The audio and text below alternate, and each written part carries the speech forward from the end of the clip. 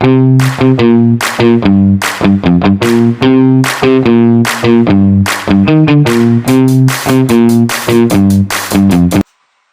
class, today we were going to learn 3 action words. Our goal is to listen and move our bodies.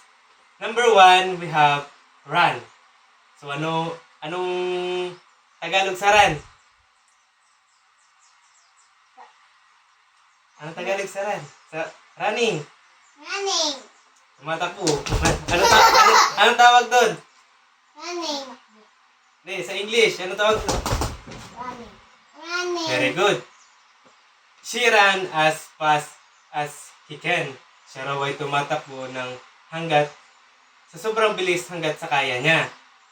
So, number 2 is jump. Anong tawag dito? Jump. Jump. Galing. Palakpak.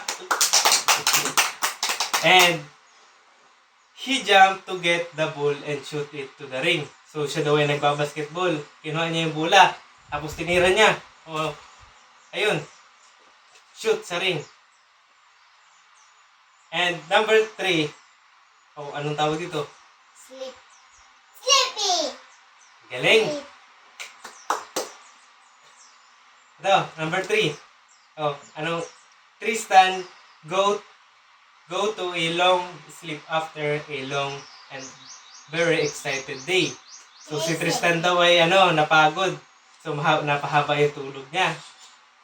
Pagkatapos ng isang mahabang at nakakapagod na araw. So ano nga dito? Ikaw naman gumawa Tristan. Saran. Ano bang ginagawa pag tumatakbo? Tayo ka dali. Run. Yan, galing. Talaga. Sa jump naman, sa jump. Yeah, galing. Sa sleep naman, paano yung sleep? Hindi, tayo ka. Yeah, galing. So, yan. Thank you, class.